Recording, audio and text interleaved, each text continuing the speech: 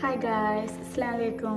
അപ്പോൾ നിങ്ങൾ തമ്മിൽ കണ്ട പോലെ തന്നെയാണ് 91 kgയിൽ നിന്ന് 68ലേക്ക് എൻ്റെ വെയിറ്റ് എങ്ങനെ കുറച്ചെന്നാണ് ഞാൻ ഇന്ന് ഈ വീഡിയോ ഷെയർ ചെയ്യുന്നത്. 3 വർഷമായിട്ട് ഞാൻ എങ്ങനെ വെയിറ്റ് കുറച്ചിട്ടും ആത്മാർത്ഥമായിട്ടും ഡെഡിക്കേറ്റഡ് ആയിട്ടൊക്കെ ശ്രമിച്ചിട്ടും 91 എന്നുള്ള വെയിറ്റിൽ നിന്ന് എൻ്റെ പൊടിക്ക് ഇങ്ങോട്ടൊന്നും മാറിയെന്നുണ്ടായിരുന്നില്ല. അത് വെയിറ്റോടെ സ്റ്റെക്കായിട്ട് ഇരിക്കുന്നത്.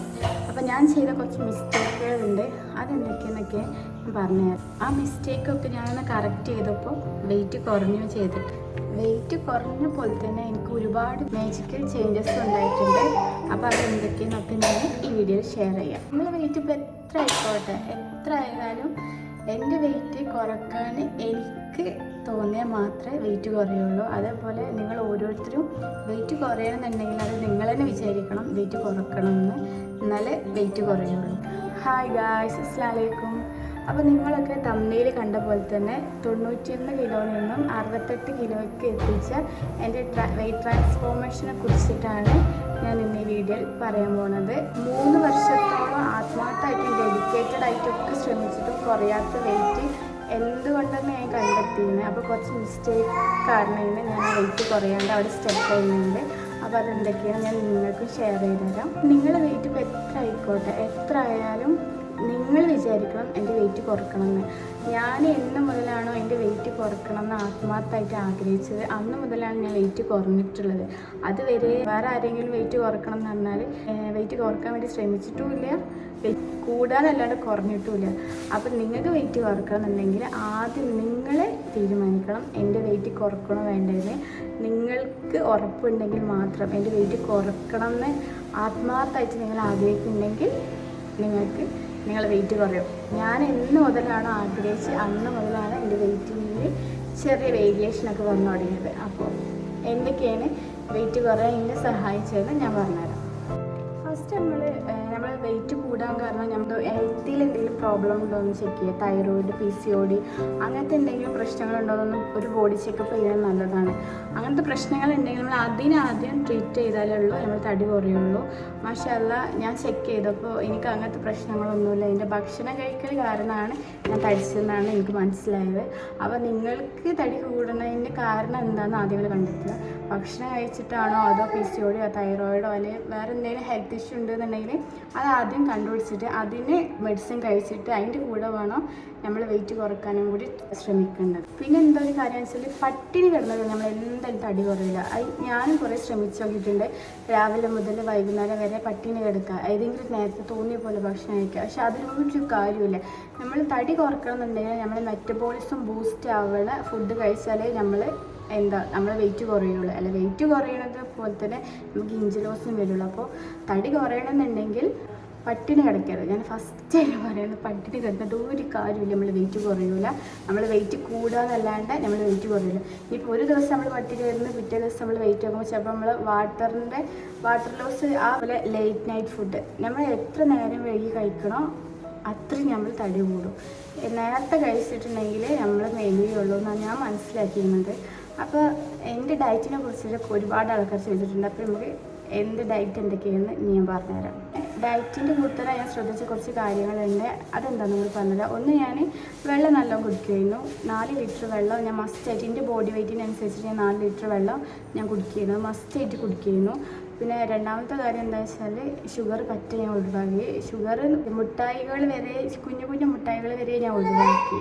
ഓയിൽ ഞാൻ ഒഴിവാക്കി. ഓയിലിന് പകരം ബട്ടറാണ് ഞാൻ യൂസ് ചെയ്തിരുന്നത്. പക്ഷേ ഞാൻ വല്ലാണ്ട് യൂസ് ചെയ്യില്ല, ആവശ്യത്തിന് മാത്രം ബട്ടർ യൂസ് ചെയ്തിട്ടാണ് കഴിച്ചിരുന്നത്.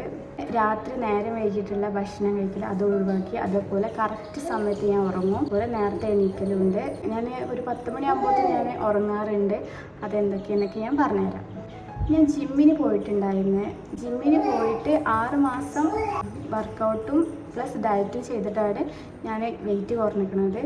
ജിമ്മിന് പോകണമെന്ന് കുറേ ആൾക്കാർ ചോദിക്കും. നിങ്ങൾക്ക് മസ്റ്റായിട്ട് ഡയറ്റ് എടുക്കാൻ പറ്റുമെങ്കിൽ ജിമ്മിന് പോകേണ്ട ആവശ്യമൊന്നുമില്ല, വീട്ടിൽ വർക്കൗട്ട് ചെയ്താൽ മതി. അതല്ല, നിങ്ങൾക്ക് വർക്കൗട്ട് ചെയ്യാൻ വീട്ടിൽ നിന്ന് മടിയുണ്ടെങ്കിൽ ഏതെങ്കിലും ജിമ്മിൽ ജോയിൻ ചെയ്യുന്നതാണ് നല്ലത്. ബിക്കോസ് ഞാൻ വീട്ടിൽ വർക്കൗട്ട് ചെയ്യുന്നില്ല, എനിക്ക് ഭയങ്കര മടിയുള്ള കൂട്ടത്തിലാണ് ഞാൻ. അതുകൊണ്ട് തന്നെ ജിമ്മിന് പോവുകയാണെങ്കിൽ ഒപ്പമുള്ള പാർട്ട്നേഴ്സ് ചെയ്യുന്നുണ്ടെങ്കിൽ ഞാൻ എന്തായാലും ചെയ്യും. അങ്ങനെയാണ് ജിമ്മിന് പോയി തുടങ്ങിയത് തന്നെ. അപ്പോൾ വീട്ടിലിരുന്ന് ഞാൻ ചെയ്യൂല. പിന്നെ ജിമ്മിന് പോകുന്നതുകൊണ്ടുള്ള എനിക്കുണ്ടായ ഒരു ബെനിഫിറ്റ് എന്താ വെച്ചാൽ അവിടെ പോയി വർക്കൗട്ട് ചെയ്യണതുകൊണ്ട് നമ്മൾ ഭക്ഷണം കൺട്രോൾ ചെയ്യാൻ നിർത്തിയില്ല. കാരണം ഇന്ന് നമ്മൾ കുറച്ച് ഹെവി ആയിട്ട് കഴിച്ചാൽ നാളെ നമുക്ക് വർക്കൗട്ട് ചെയ്യുന്നതിൽ ഒരു ക്ഷീണം വരുന്ന എനർജി ഉണ്ടാവില്ല. അപ്പോൾ ജിമ്മിന് പോകുന്നത് ഞാൻ എന്തുകൊണ്ടാണെന്ന് വെച്ചാൽ വീട്ടിലിരുന്ന് വർക്കൗട്ട് ചെയ്യാൻ എനിക്കിഷ്ടമല്ല, എനിക്ക് മടിയാണ്. അപ്പോൾ ഞാൻ ജിമ്മിന് പോകാത്ത ദിവസങ്ങളിൽ ഞാൻ ഭക്ഷണം കഴിക്കും, തടി കൂടും. അങ്ങനെ ഉണ്ടായതുകൊണ്ടും കൂടിയാണ് ജിമ്മിന് പോകുന്നത്. അപ്പോൾ ജിമ്മിന് പോകാൻ പറ്റാത്തവരാണെങ്കിൽ അത് വെച്ച് ടെൻഷനാവേണ്ട. വീട്ടിലിരുന്നിട്ട് ഒരു അരമണിക്കൂറെങ്കിലും എന്തെങ്കിലും ഒരു വർക്കൗട്ട് ചെയ്താൽ മതി, എന്തെങ്കിലും ഒരു ചെറിയ വർക്കൗട്ട് ചെയ്താൽ മതി. അതിൻ്റെ കൂടെ നല്ലൊരു ഡയറ്റ് എടുക്കുകയാണെങ്കിൽ നമ്മൾ മസ്റ്റായിട്ട് വെയിറ്റ് കുറയും. അത് 100% ഉറപ്പാണ്. ഡയറ്റ് എങ്ങനെയാണ് ഞാൻ പറഞ്ഞുതരാം. ഞാൻ രാവിലെ 4:30 എണീക്കലുണ്ട്.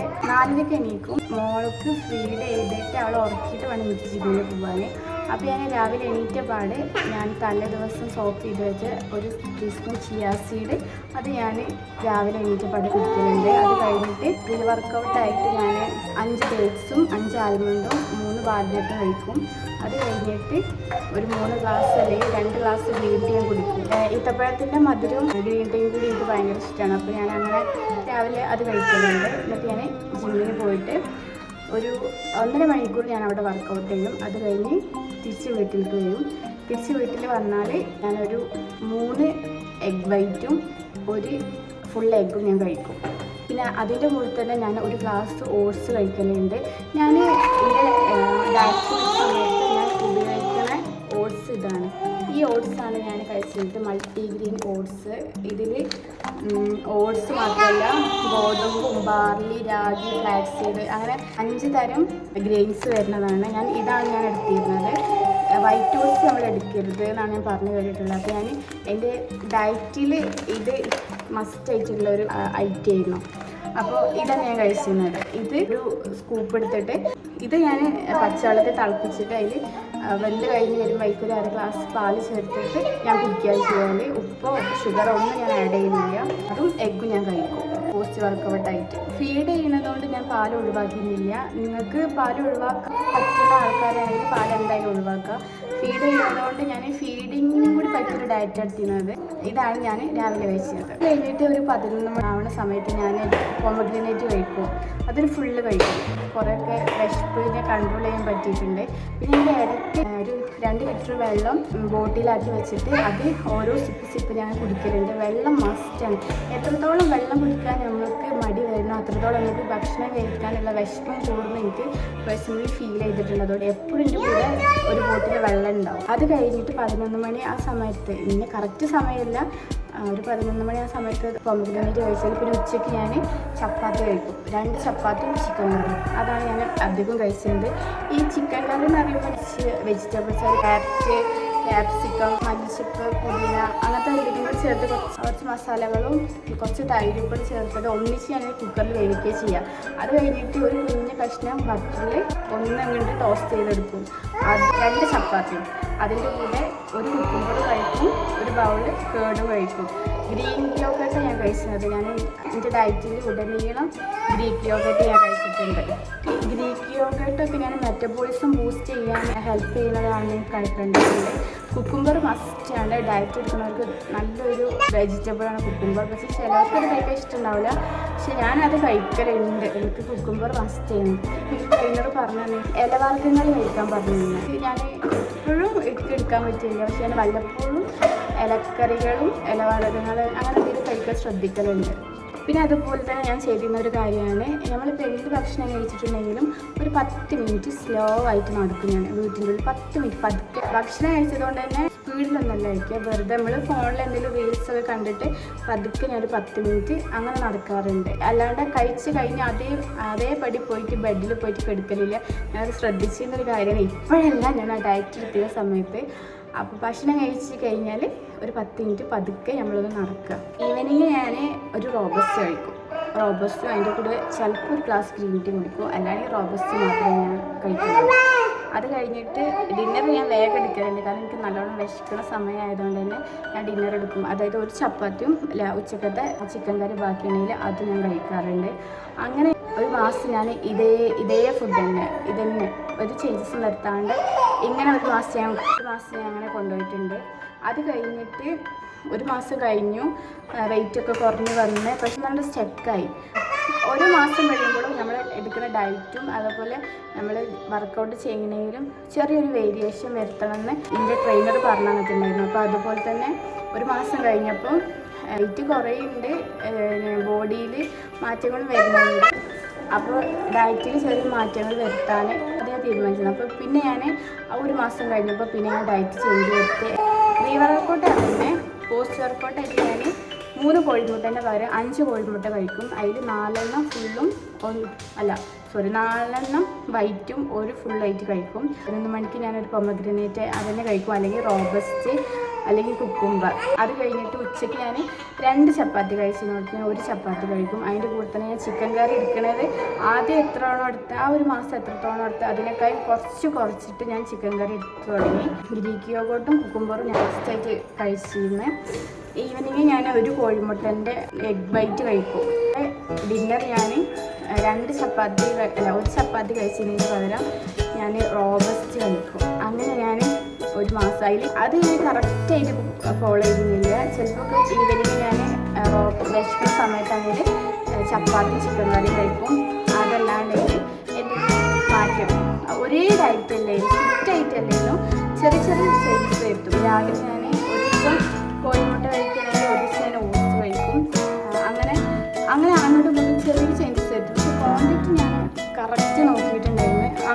കൂടാൻ ഞാൻ സമ്മതിച്ചിട്ടില്ല, കുറക്കാനേ ശ്രമിച്ചിട്ടുണ്ടായിരുന്നുള്ളൂ.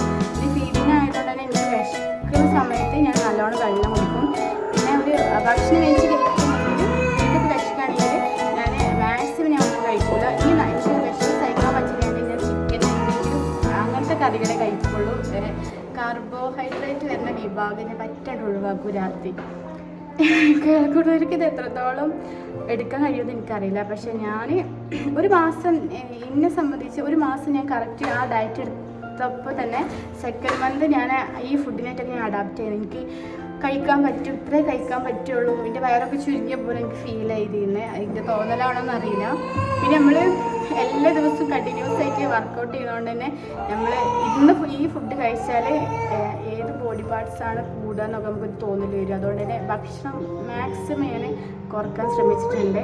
ഇപ്പോഴത്തെ കാര്യങ്ങൾ ഞാൻ ഡയറ്റ് എടുക്കുന്ന കാര്യം, അപ്പോൾ ഞാൻ സെക്കൻഡ് മോനെ പ്രസവിച്ചപ്പോൾ 104 കിലോ ഉണ്ടായിരുന്നു. അതിലിപ്പോൾ ഞാൻ 79 എത്തിയിട്ടുണ്ട്.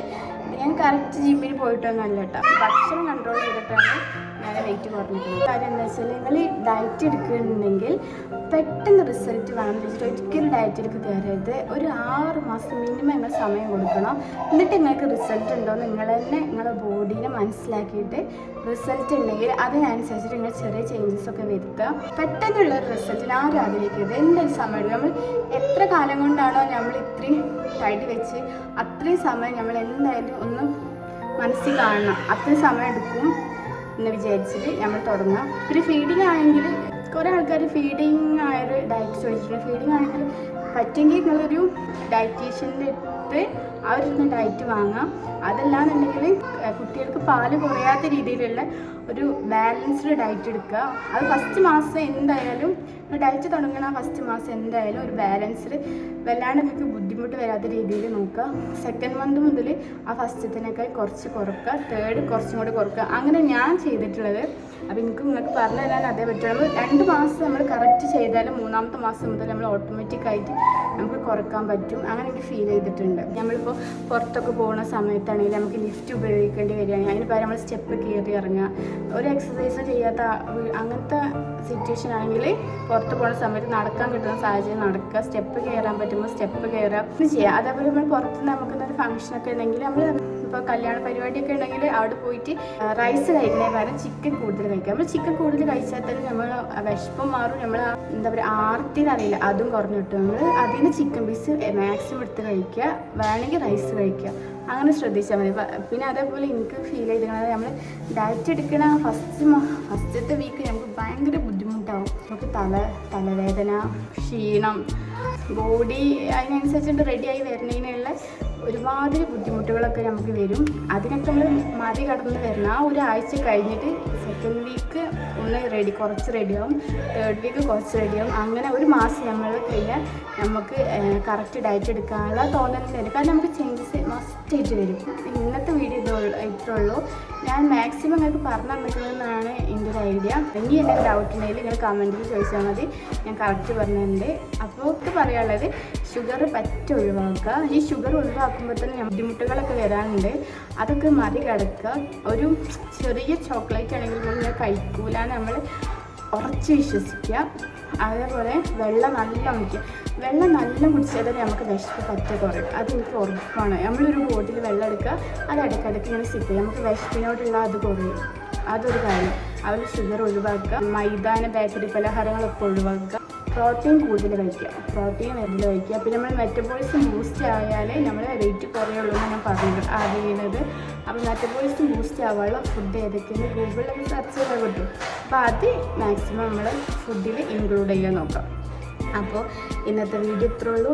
ഇഷ്ടപ്പെട്ടാൽ ലൈക്ക് ചെയ്യാനും ഷെയർ ചെയ്യാനും സബ്സ്ക്രൈബ് ചെയ്യാനും മറക്കരുത്. Thanks for watching. അപ്പോൾ ഇതുവരെ എനിക്ക് കിട്ടിയ സപ്പോർട്ട്, എനിക്ക് മാഷാഅല്ലാഹ് നല്ല സപ്പോർട്ട് കിട്ടിയിട്ടുണ്ട്. അപ്പോൾ ഇനിയും എൻ്റെ വീഡിയോസ് നിങ്ങൾക്ക് ഇഷ്ടപ്പെടുകയാണെങ്കിൽ സപ്പോർട്ട് ചെയ്യുമെന്ന് വിചാരിക്കണേ. അപ്പോൾ ഇതിലെന്തെങ്കിലും സംശയങ്ങളുണ്ടെങ്കിൽ കമൻറ്റ് ചെയ്താൽ മതി. ഞാൻ ഇൻഷാ അല്ലാഹ് ഞങ്ങൾക്ക് റിപ്ലൈ ചെയ്യുന്നുണ്ട്. ബൈ.